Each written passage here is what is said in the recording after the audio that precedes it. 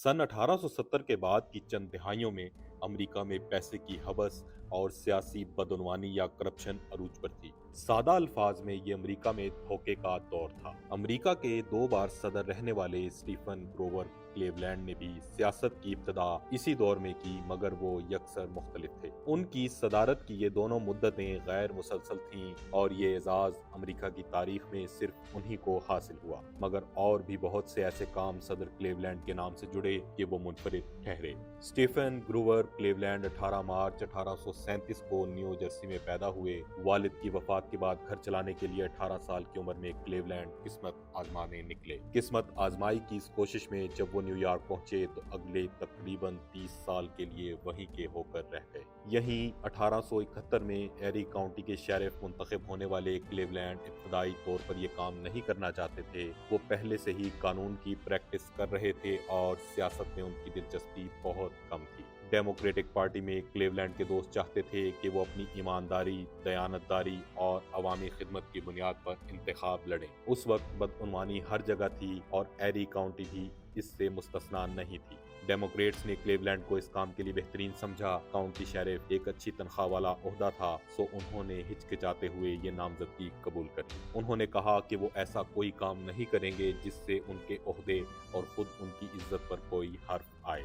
वो कानून को बेखौफ होकर लागू करते और अपनी हर जिम्मेदारी को पूरा करते। तब उन्हें बिग स्टीव कहा जाता था। उन्हें शेरिफ बने 1 साल ही हुआ था कि एक शख्स पैट्रिक मोर्सी को नशे में अपनी मां के कत्ल के जुर्म में सजाए मौत सुनाई गई। शेरिफ $10 के एवज किसी और जल्लाद से ये काम भी ले सकते थे, लेकिन उन्होंने खुद ही फांसी देने का फैसला किया। 6 सितंबर 1872 को मुस्तकबिल के सदर ने लीवर दबाया, जिससे मोरिसी के पांव के नीचे से तख्ता निकल गया और वो हवा में झूल गया। न्यूयॉर्क टाइम्स ने बहुत बाद में रिपोर्ट किया कि इस छोटे से सानहे के बायस क्लीवलैंड कई दिनों तक बीमार रहे। वो इतने सख्त मिजाज, गजबनाक नहीं थे जितना लोग उन्हें समझते थे, मगर जल्द ही उन्हें एक और ऐसे तजर्बे से गुजरना पड़ा। जॉन गैफनी नामी शख्स ने ताश के खेल के दौरान एक शख्स को गोली मारकर हलाक करने के जुर्म में फांसी की सजा पाई। एक बार फिर क्लीवलैंड ने खुद सजा देने पर इसरार किया। जब उन्होंने लीवर खींचा तो 5 फुट की ऊंचाई से गिरने से गैफनी की गर्दन तो टूट गई, लेकिन उनके जिस्म से रूह परवाज करने में लगभग 23 मिनट लगे। क्लीवलैंड ने इसके बाद कभी किसी मुजरिम को फांसी नहीं दी, लेकिन वो ये इंफरादियत अपने नाम कर चुके थे कि वो वाहिद ऐसे अमरीकी सदर बने जिन्होंने जाती तौर पर 2 कातिलों को मौत के घाट उतारा था। बतौर शेरिफ सिर्फ एक मुद्दत के बाद ही उन्होंने अपना ओहदा छोड़ दिया। क्लीवलैंड ने अपनी सियासी शुरुआत बफलो शहर के एक इस्लाही मेयर के उम्मीदवार के तौर पर की। इंतखाबात में भारी अक्सरियत से कामयाबी हासिल की। मुहक्किक जॉर्डन हिलमन के मुताबिक वो वीटो मेयर के तौर पर जाने लगे, क्योंकि वो मकामी हुकूमत में ऐसे मशकूक हुक्मनामे मुस्तरद कर देते जिनसे बदउनवानी की बू आती थी। आज भी क्लीवलैंड का एक कांसी का मुजस्मा बफलो सिटी हॉल के बाहर खड़ा है। ताहम गवर्नर के लिए डेमोक्रेटिक उम्मीदवार के तौर पर उनकी नामजदगी की वजह से उनका मेयरशिप का दौर मुख्तसर हो गया। गवर्नर का इंतखाब भी उन्होंने तब तक की सबसे बड़ी अक्सरियत से जीता था। सन 1884 के कौमी इंतखाबात तक क्लीवलैंड को उनकी दयानतदारी की वजह से ग्रोवर द गुड के नाम से जाना जाता था। इसीलिए डेमोक्रेटिक सदारती उम्मीदवार के तौर पर उनकी कामयाबी लगभग यकीनी थी। मगर डेमोक्रेटिक नेशनल कन्वेंशन के सिर्फ 1.5 हफ्ता बाद बफलो न्यूज में एक खौफनाक कहानी की सुर्खी के साथ एक तहरीर शाया हुई, जिसमें क्लीवलैंड को एक नाजायज बेटे के बाप के तौर पर बेनकाब किया गया था। ये क्लीवलैंड और रिपब्लिकन उम्मीदवार जेम्स जी बिलियन, जिनकी शोहरत अच्छी नहीं थी, के दरमियान जाती इल्जामात का शाखसाना था। एडम ऑगस्टिन की इंसाइक्लोपीडिया ब्रिटेनिका के लिए तहकीक है कि जब रिपब्लिकन कहते मुझे अपने वालिद चाहिए तो क्लीवलैंड बेखौफ रहते। ग्रोवर क्लीवलैंड खाना जंगी के बाद मुंतखब होने वाले अमेरिका के पहले जमहूरी सदर थे। अपनी पहली सदारती तकरीर में उन्होंने कहा था कि हमारे शहरियों को सरकारी मुलाजमीन की नाअहली और बदउनवानी से तहफ़्फ़ुज़ का हक हासिल है, और अवामी मुलाजिम ये इसरार करने का हक रखते हैं कि अपनी पार्टी की मातहती की बजाय मेरिट और काबिलियत को तस्लीम किया जाए। वो ज़ाती तौर पे व्हाइट हाउस का फ़ोन खुद सुनते। वो वाहिद सदर थे जिनकी व्हाइट हाउस में शादी हुई। उस वक्त क्लीवलैंड की उम्र 49 साल थी।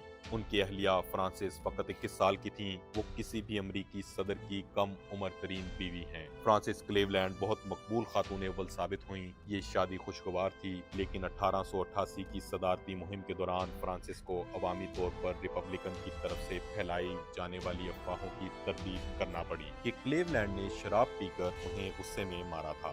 وائٹ ہاؤس میں ہی ان کی اولاد ہوئی۔ بیبی رتھ کینڈی بار کا نام ان کی بیٹی رتھ کے نام پر رکھا گیا تھا۔ ان کے علاوہ کلیولینڈ کے 4 بچے تھے۔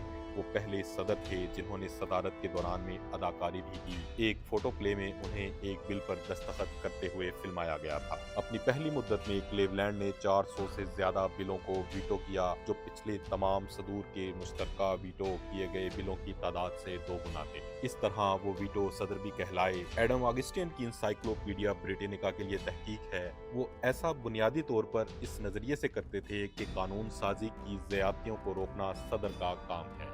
اسی وجہ سے انہیں اپنی پہلی مدت کے دوران کافی مقبولیت ملی، لیکن اسی نظریے کی وجہ سے انہیں اگلی مدت کے لیے عوامی حمایت نہ مل سکی جب انہوں نے امریکہ کے تب کے بدترین معاشی بحران سے نمٹنے میں حکومت کے مثبت کردار کی راہ میں رکاوٹ ڈالی۔ کلیولینڈ نے 1888 میں دوبارہ انتخاب لڑا تو صدارتی مہم کا بڑا مسئلہ پروٹیکٹیو ٹیرف تھا۔ کلیولینڈ نے ٹیرف کی شرح کی مخالفت کی اور اسے امریکی صارفین پر عائد غیر ضروری ٹیکس قرار دیا، جبکہ ریپبلکن امیدوار بینجمن ہیریسن نے تحفظ پسندی کا دفاع کیا۔ انتخابات کے دن کلیولینڈ نے ہیریسن کے مقابلے میں تقریباً 1 لاکھ زیادہ مقبول ووٹ حاصل کیے، لیکن ہیریسن نے الیکٹورل کالج میں اکثریت یعنی 233 میں سے 168 ووٹ حاصل کر کے الیکشن جیت لیا۔ کیونکہ نیو یارک اور انڈیانا کی اہم ریاستوں میں ٹیرف کے حامی کاروباری لوگوں نے بھرپور مہم چلائی تھی، تاہم اسی ٹیرف کی وجہ سے ہیریسن کے دور میں خزانہ کا سرپلس اڑ گیا اور یوں اگلی مدت پھر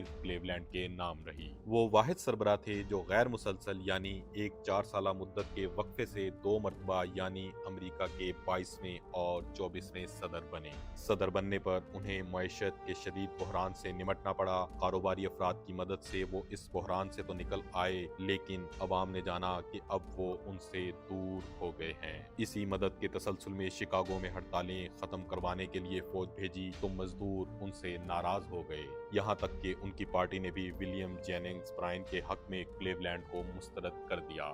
یوں وہ اب تک پہلے اور واحد صدر بنے جنہیں ان کی اپنی پارٹی نے ہی اس طرح سے مسترد کیا تھا۔ کلیولینڈ ریٹائر ہو کر پرنسٹن نیو جرسی چلے گئے، جہاں وہ پرنسٹن یونیورسٹی میں پبلک افیئرز کا مضمون پڑھانے لگے۔ جوں امریکہ میں خوشحالی لوٹی، کلیولینڈ کو وہی عوامی پذیرائی دوبارہ ملنے لگی جس سے وہ پہلے لطف اندوز ہوتے تھے۔ کلیولینڈ کو اپنی ایماندارانہ ساکھ اور اسے برقرار رکھنے کی کوششوں کے لیے یاد کیا جاتا ہے۔ رابرٹ والیش نیو یارک میں جرم و سزا پر اپنی کتاب میں لکھتے ہیں کہ سزائے موت کے ساتھ کلیولینڈ کا جوڑ جاری رہا۔ جب 1883 سے 1885 تک وہ نیو یارک کے گورنر تھے تو 5 لوگوں کو پھانسی کی سزا دی گئی۔ بطور گورنر کلیولینڈ کا فیصلہ ان کا تھا کہ آیا ان مجرموں کو یہ سزا دی جائے یا نہیں جو انہوں نے ذاتی طور پر ایری کاؤنٹی کے شیرف کے طور پر دی تھی۔ ان کی پہلی صدارتی مدت میں بھی روکسلانا ڈوریس نیو یارک ریاست کی آخری خاتون مجرم بنی جنہیں فروری 1887 میں پھانسی دی گئی۔ اس کے کچھ ہی عرصے کے بعد پھانسی کے پھندے کی جگہ بجلی کی کرسی نے لے لی، لیکن کلیولینڈ وائٹ ہاؤس میں داخل ہونے والے واحد سابق جلاد قرار پائے، اور موریسی اور گیفنی امریکہ کے واحد مجرم ہیں جنہیں صدر نے خود ذاتی طور پر پھانسی دی۔